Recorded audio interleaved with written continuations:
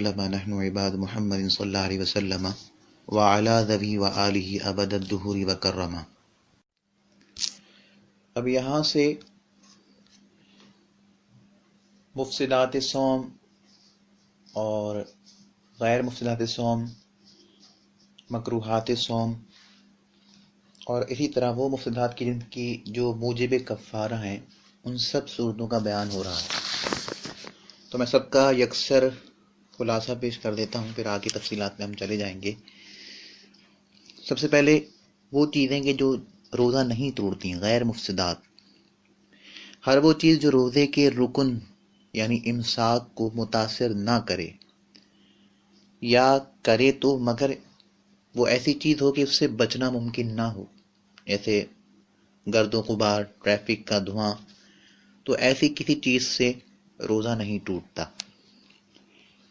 امساک جو رکن ہے روزے کا وہ متاثر نہ ہو، تو امساک سمجھ لینا چاہیے کہ امساک کیا ہے، کتنی طرح کا ہے۔ امساک دو طرح کے ہیں۔ امساک کا لغوی معنی ہے ٹھہرنا، رکنا یا باز رہنا یا بچنا۔ ایک ہے حقیقتاً امساک، جیسے کسی بھی چیز خواہ وہ حلال ہو حرام ہو، عادتاً کھائی جاتی ہو یا نہ کھائی جاتی ہو، اور اسے خود سے پینا، کھانا، باہر سے اندر لینا یا کسی کا مجبور کر کے کھلا دینا، پلا دینا، ان تمام کاموں سے بچ جانا، یہ حقیقت امساک ہے۔ اور حکم امساک یہ کہ کوئی بھی روزہ توڑ دینے والا کام، منافی روزہ کوئی بھی عمل بھول کر کر لینا اور یاد آتے ہی اس سے چھوڑ دینا، یہ حکماً امساک ہے۔ تو جب تک امساک حقیقتاً یا حکماً پایا جا رہا ہے، روزہ محفوظ ہے، سلامت ہے، چل رہا ہے۔ لہذا کوئی بھی اگر کھا رہا ہے، پی رہا ہے اور یاد آتے ہی اس نے چھوڑ دیا، اور جو منہ میں نوالا تھا یا ذرات تھے اس نے فوراً نگل دیے، تھوک دیے، تو اس کا روزہ نہیں ٹوٹا۔ یا پیٹ بھر کے کھا چکا تھا یا جمع کر چکا تھا اور بعد میں یاد آیا، تو بھی کچھ نہیں، روزہ برقرار ہے، کیونکہ حدیث پاک ہے کہ جس نے بھول کے کھایا پیا اسے اللہ نے کھلایا، اسے اللہ نے پلایا۔ تو امساک یہ روزے کی حقیقت ہے، کھانے پینے اور جمع سے باز رہنا۔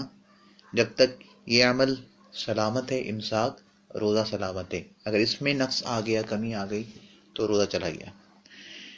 اب جمع بھی دو طرح کا ہے، کیونکہ امساک کھانے سے، پینے سے اور جمع سے۔ اب جمع بھی سمجھ لیجیے وہ دو طرح کا ہے، حقیقتاً اور معنن۔ حقیقتاً التقاء خطانین، دو شرمگاہوں کا ملنا، اب وہ چاہے مرد کی مرد سے ملے،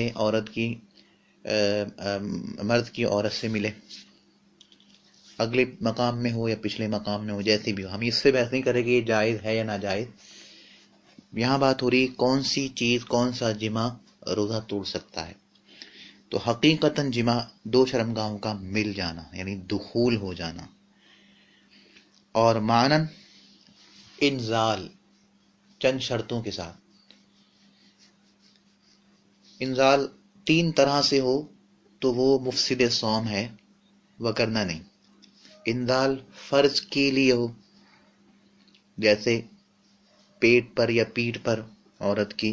انزال کرنا، مباشرہ فاحشہ کرتے ہوئے انزال کر دینا، اس سے روزہ چلا جائے گا۔ یا انزال فرج میں ہو، شرمگاہ میں ہو، لیکن وہ شرمگاہ ایسی ہو کہ اسے شہوت پیدا نہ ہوتی ہو اسے دیکھ کر، جیسے جانور کی شرمگاہ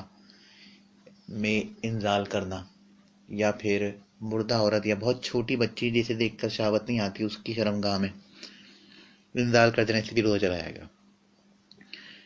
اور غیر فرج میں کرنا، لیکن کسی ایسے مقام یا محل پر کہ جس کو دیکھ کر شہوت آتی ہو،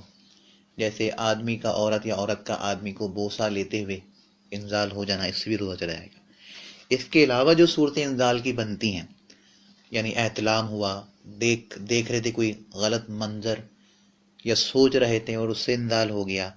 یا کسی جانور کے ہونٹوں کو یا اس کی شرمگاہ کو چوما یا چھوا اور پھر انزال ہو گیا، تو ایسے انزال سے کوئی فرق نہیں پڑے گا، روزہ برقرار رہے گا۔ تو جو چیزیں رکن امساک، رکن روزہ یعنی امساک کو متاثر نہ کریں، اور تمام شرائط کے ساتھ، یعنی جماع حقیقی اور مانوی، پھر وہ انزال کی تمام شرطیں، یہ سب ذہن میں، جو ان چیزوں کو متاثر نہ کریں وہ روزہ نہیں توڑ سکتی، لیکن جو کر سکتی ہیں وہ روزہ توڑ دیں گی۔ تو متاثر کرنے والی چیزیں، متاثرہ کن اشیاء دو طرح کی ہیں۔ ایک تو وہ جو روزہ توڑتی ہیں لیکن صرف اور صرف قضا واجب کرتی ہیں روزے کی، کفارہ ان کی وجہ سے واجب نہیں ہوتا، اور دوسری وہ کہ جو قضا کے ساتھ کفارہ بھی واجب کر دیتی ہیں۔ کسی بھی خارجی چیز یعنی جو باہر ہے، آپ کے بدن سے باہر ہے، خواہ وہ حلال ہے حرام ہے، اسے کھایا جاتا ہے یا نہیں کھایا جاتا، خود شوقیہ یا غلطی سے، یا کسی نے مجبور کر کے اس باہری شے کو، خارجی شے کو زبردستی اندر داخل کر دیا، اور وہ شے منافذ اصلیہ سے آپ کے جوف معدہ میں جا کے مستقر ہو گئی، ٹھہر گئی، وہ روزہ ختم کر دے گی، اور روزے کی قضا ضروری ہوگی۔ اب وہ خارجی چیز جو ہے کچھ بھی ہو سکتی ہے، مثال کے طور پر لکڑی، پتھر، کنکر، گھاس، کھانے پینے کی چیزیں، یا کہہ لیجئے کوئی ایسی چیز کہ جو یہ جو انجیوگرافی کرنے کے لیے جو ڈالی جاتی ہے، ایک سرنج قسم کی، اور وہ منہ میں ڈالی جاتی ہے، لیکن وہ جا کے اندر معدے میں ٹھہرتی نہیں ہے۔ جو چیز ٹھہر جائے، کسی نے چاقو چھرا مارا، اس پہ کوئی چیز لگی تھی، وہ آپ کے معدے میں رہ گیا، خود سے مارا یا کسی نے مارا، تو جو بھی چیز چاہے اسے کھایا جاتا ہے یا نہیں کھایا جاتا، حرام ہے یا حلال ہے، خارجی تھی اور اسے آپ کے اندر کر دیا گیا، آپ نے خود کیا شوق سے یا غلطی سے ہو گیا، یا کسی نے زور زبردستی کر کے اندر کر دیا، اور منافذ اصلیہ سے کیا۔ منافذ اصلیہ آپ کا یہ منہ، آپ کی یہ ناک، اور اسی طرح آپ کی آنکھ، آپ کی دونوں شرمگاہیں، یعنی جو وہ راستے کے جن کا راستہ معدے تک پہنچتا ہے، اگر ان راستوں سے کوئی چیز چلی گئی اور معدے میں جا کے پہنچ گئی، ٹھہر گئی، صرف پہنچ بھی نہیں بلکہ جا کے ٹھہر گئی، مستقر ہو گئی، وہ آپ کا روزہ ختم کر دے گی، روزہ ختم ہوگا، اس کی قضا واجب ہوگی۔ اب وہ چیزیں جو کفارہ بھی واجب کر، اس کے لیے کچھ مزید شرطیں ہیں۔ یہ جتنی بھی چیزیں بیان ہوئیں، یعنی وہ کوئی بھی خارجی چیز کہ جس سے منافذ اصلیہ سے جوف معدہ میں داخل کیا جائے، اور وہ منافذ اصلیہ سے داخل ہوتے ہوئے آپ کے معدے میں مستقر ہو جائے، ٹھہر جائے، وہ مفسد صوم ہے۔ اب اس قضا کے ساتھ کفارہ واجب ہونے کے لیے چند شرطیں مزید، کہ یہ جو بھی خارجی چیز آپ نے اندر لی، یا کوئی بھی ایسا کام کہ جو منافی روزہ تھا، جیسے کہ جمع وغیرہ حقیقی یا مانوی، وہ آپ نے اختیار سے، قصد و ارادے سے کیا ہو۔ جو چیز آپ نے اپنے اندر لی، اس کو لینے میں طبیعت میلان کرتی ہو، بدن کو وہ نفع پہنچاتی ہو، جیسے کھانے پینے کی چیزیں ہیں، دوائیں ہیں، یا اگر نفع نہ بھی پہنچاتی لیکن آپ کی طبیعت اس کی طرف مائل ہوتی ہے، اسے اپنے اندر لینے میں آپ کو خوشی ہوتی ہے، جیسے کہ محبوب کا تھوک ہے، یا کسی معظم بزرگ کا تبرک ہے، یا ایسا عمل کرنا کہ آپ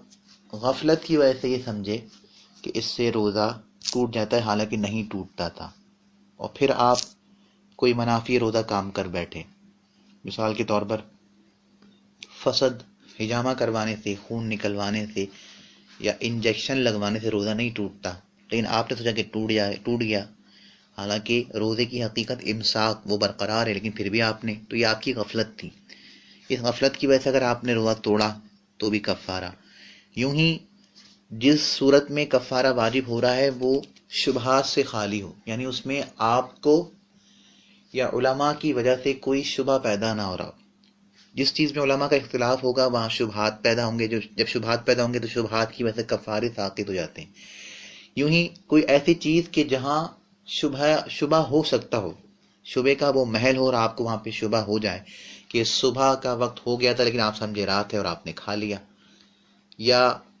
غروب ابھی نہیں ہوا تھا، آپ نے سمجھا کہ غروب ہو گیا، آپ نے افطار کر لیا، تو یہ وہ مقامات ہیں جہاں شبہ لاحق ہو سکتا ہے ایک آدمی کو۔ ایسی صورتوں میں اگر آپ روزہ توڑ بیٹھے تو آپ کی صرف روزہ جائے گا، قضا ہوگی، کفارہ نہیں ہوگا۔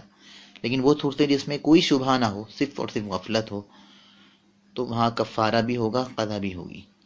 اور پھر جو روزہ توڑا ہے وہ ادائے رمضان کا ہو،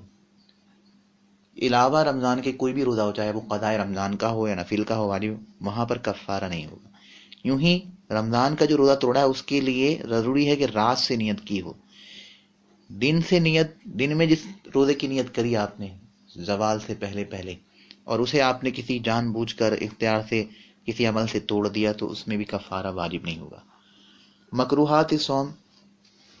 ہر وہ چیز جو روزے کی روحانیت کو واقعتاً متاثر کر دیتے، چغلی، غیبت، دل آزاری اور دیگر حرام کام، فلمیں، ڈرامے، گانے، ان کی وجہ سے روزہ مکروہ ہوتا ہے، مکروہ تنزیہ۔ اور ہر وہ چیز جو روزے کی صحت کو ممکنہ طور پر متاثر کرے، واقعتاً نہ کرے، ممکنہ طور پر متاثر کرے، یعنی اگر آپ وہ عمل کریں گے تو ممکن ہے کہ آپ روزہ توڑ بیٹھیں گے، یعنی اگر آپ اپنی اہلیہ کے ہونٹوں کو بوسہ دیں گے، چوسیں گے، تو یقیناً آپ جمع جو کہ مفسد صوم ہے اور اس سے امساک فوت ہوگا، آپ کر بیٹھیں گے، یا بلا ضرورت آپ کوئی چیز چکھیں گے تو ہو سکتا ہے کہ اس کے ذرات آپ کے منہ میں چلے جائیں یا آپ اسے نگلنا چاہیں طبیعت نفسانی سے مجبور ہو کر۔ تو ایسا کوئی بھی عمل کرنا کہ جو واقعتاً آپ کے روزے کی روحانیت کو، ثواب کو کم کرے، مکروہ ہے، یا روزے کی صحت کو ممکنہ طور پر متاثر کرے، جیسے کہ میں نے صورتیں بتائیں، مزید آگے تفصیلی طور پر آ جائیں گی، ان کاموں کا کرنا، ان صورتوں کو اختیار کرنا، یہ روزے کے مکروہات ہیں۔ مزید تفصیلات، تفصیل جزیات سب اس میں آ رہے ہیں۔